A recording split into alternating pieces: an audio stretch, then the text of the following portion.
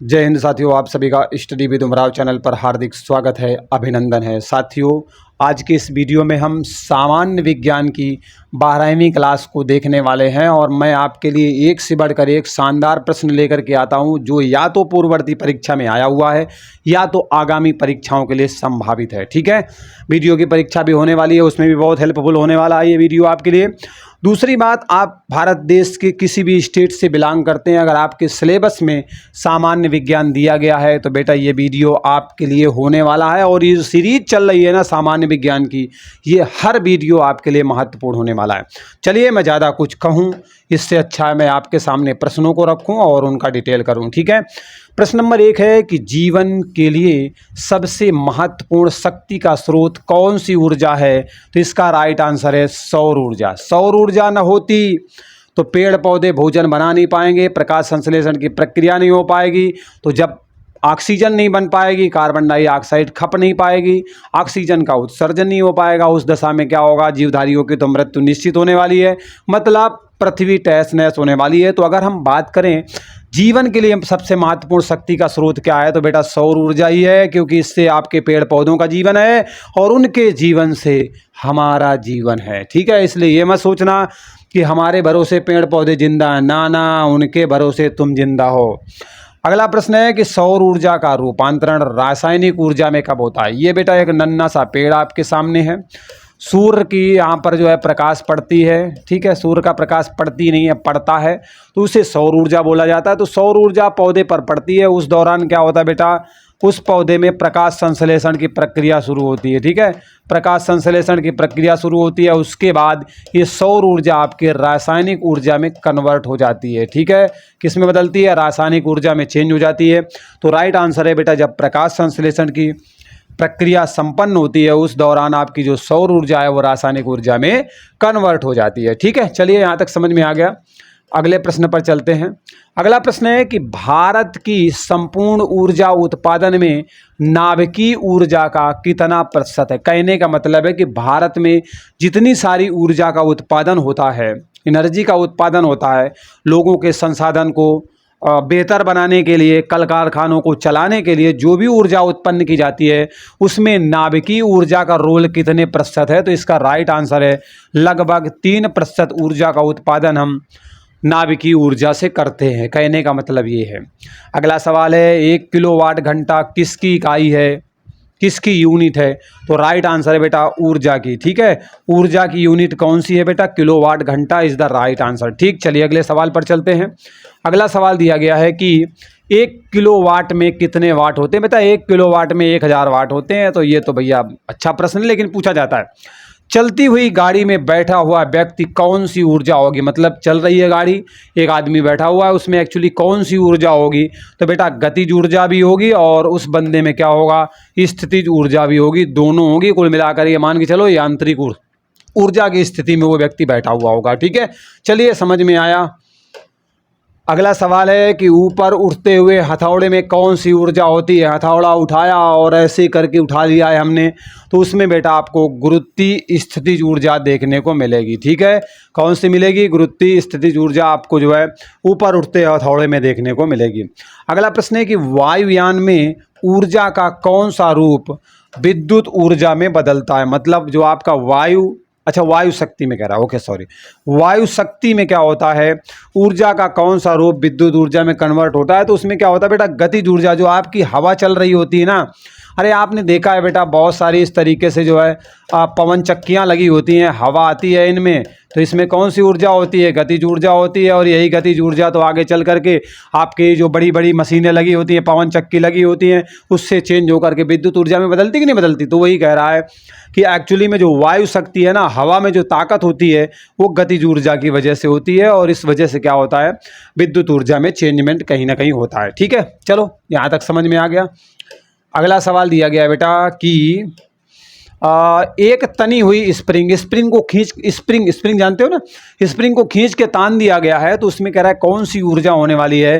तो right answer है उसमें स्थितिज ऊर्जा होगी। ठीक है, चलिए अगला प्रश्न है पवनों का देश किस देश को कहा जाता है? पवनों का देश, बहुत सारी पवन चक्की लगा रखी है उन लोगों ने, अच्छी खासी हवाएं चलती हैं, तो राइट आंसर है डेनमार्क। ठीक है, Denmark is the right answer. चलिए अगले प्रश्न पर चलते हैं। अगला सवाल दिया गया है कि भाप इंजन किस प्रकार का इंजन है। भाप इंजन किस प्रकार का इंजन है, तो ये बेटा वाष्प दहन इंजन के अंतर्गत आता है। ठीक है, भाप इंजन, भाप में क्या होता है, वाष्प ही तो होती है यार।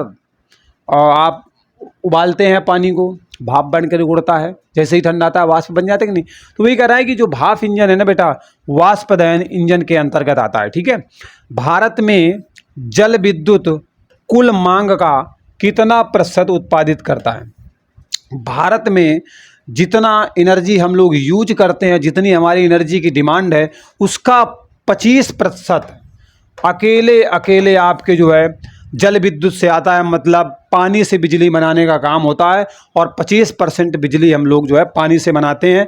टरबाइन लगा करके, देखते हैं ना बड़े बड़े बांध डैम बनाए जाते हैं, वहाँ पर पानी छोड़ा जाता है, टरबाइन घूमती है और उसके बाद बिजली का उत्पादन होता है। ठीक है, तो 25% मामला हम लोग यहाँ से संभालते हैं, बाकी विभिन्न माध्यमों का प्रयोग करते हैं।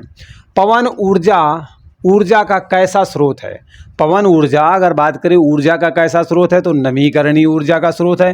क्योंकि हवा तो देखो बेटा चलती रहेगी, जितने ज़्यादा आप पवन चक्की लगाते रहोगे उतनी सारी एनर्जी आप डेवलप करते रहोगे, इसलिए नवीकरणीय है। मतलब उसे फिर से आप नवीकरणीय कर सकते हो, नए रूप में बदल के फिर काम कर सकते हो।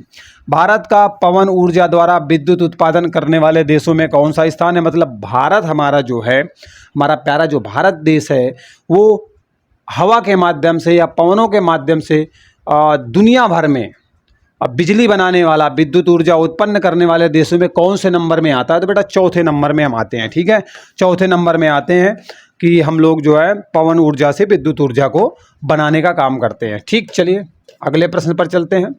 अगला प्रश्न है कि द्रव चालित मशीनें किस सिद्धांत पर काम करती है। द्रव में जो चलने वाली मशीनें होती हैं वो आपके किस थ्योरी पर काम करती हैं, किस प्रिंसिपल पर काम करती हैं। तो पास्कल के सिद्धांत पर वो आपकी काम करती हैं, द्रव में चलने वाली मशीनें। ठीक है, हाइड्रोमीटर किस सिद्धांत पर काम करता है। बेटा जो हाइड्रोमीटर होता है वो प्लवन के सिद्धांत पर काम करता है। ठीक है, प्लवन के सिद्धांत पर आपका हाइड्रोमीटर काम करता है। ठीक, चलिए यहाँ तक समझ में आ गया, कोई दिक्कत नहीं होगी यहाँ तक।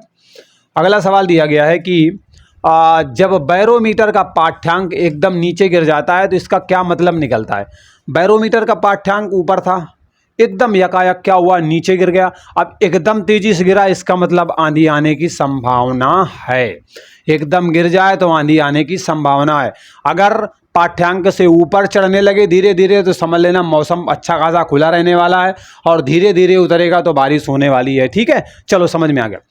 अत्यधिक ठंडी में मशीनों के जो पुर्जे होते हैं वो जाम होने लगते हैं, इसका क्या कारण होता है। आप देखते हो बहुत सारी मशीनें जो भी आपके बड़े बड़े कारखाने हैं वहाँ पर लगाई गई हैं, वो जाम होने लगती हैं अधिक सर्दी की वजह से। ऐसा क्यों होता है, तो वहाँ पर बेटा जो स्नेहक होता है ना, उसकी श्यानता बढ़ जाती है।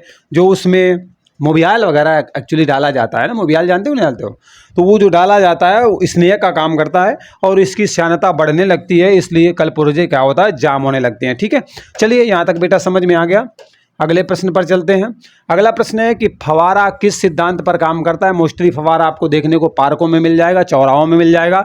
तो बर्नौली के सिद्धांत पर बेटा आपका फवारा काम करता है। ठीक है, घर में नहाने में, बाथरूम में भी यूज होता है। प्रतिबल और विकृति का अनुपात क्या कहा जाता है। तो प्रतिबल और विकृति का जो अनुपात है बेटा, यंग प्रत्यास्था गुणांक के नाम से जाना जाता है। ठीक है, प्रतिबल और विकृति का जो अनुपात होता है, मतलब कहने का है कि प्रतिबल बटा विकृति, ठीक है, बराबर क्या हो जाएगा, यंग प्रत्यास्था गुणांक। ठीक, राइट आंसर क्या हो जाएगा बेटा, यंग प्रत्यास्था गुणांक इज द राइट आंसर। ठीक, चलिए अगले प्रश्न पर चलते हैं।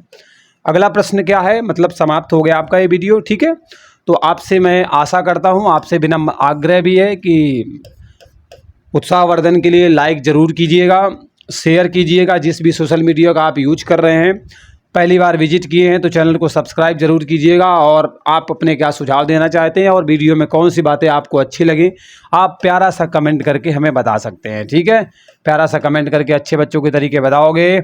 मिलते हैं अगले वीडियो में एक नए अपडेट के साथ। बाय बाय, टेक केयर, जय हिंद।